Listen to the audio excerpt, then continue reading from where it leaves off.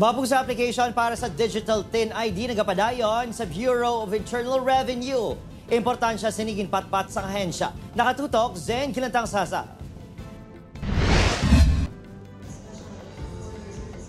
Dako ang mabulig sa mga taxpayers ang pagkuha sang Digital Taxpayer Identification Number ID bangod mahimo ini gamiton sa mga transaksyon sa mga nagkalain-laing nga government agencies o kon institutions, LGUs pareho sa pag-apply sang trabaho, bangko kag sa iban pa nga financial institutions. Sa pag-apply sang Digital ID, ang kinahanglan lang nga himuon amo ang pag-ubra sang account sa website sang BIR Online Registration and Update System. November 2023 sang ginanunsyo sang ahensya nga mahimo na magamit ang electronic version sang TIN ID magluwas sa printed TIN ID nga gina-issue sang BIR. Gani hindi na kinahanglan nga magpila pa ang mga taxpayer sa pagkuha sang physical ID. Valid gid siya kay mayara na siya sang QR code.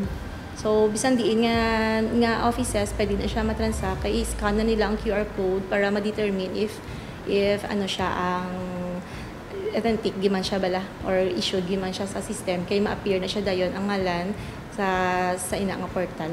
Si Angel nga isa ka taxpayer luyag man nga magkuha sang digital TIN ID para magamit sini sa mga transaksyon. Kasi malipatan mo or misplace mo bala siya. Like kung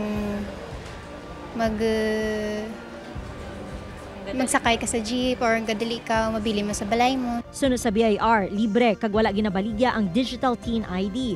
Ginapaandaman sa ahensya ang publiko nga likawan ang pag-avail sa assistance sa mga online seller bangod posible peke ang mga TIN ID. Mahimo nga ma-checkar sa mga aplikante ang BIR website kung saan ini mangin accessible bangod temporaryo nga unavailable pa ini tungod sa system migration activities. Upod kay Cirilo Randuque, Zen Kilantang Sasa, One Western Visayas.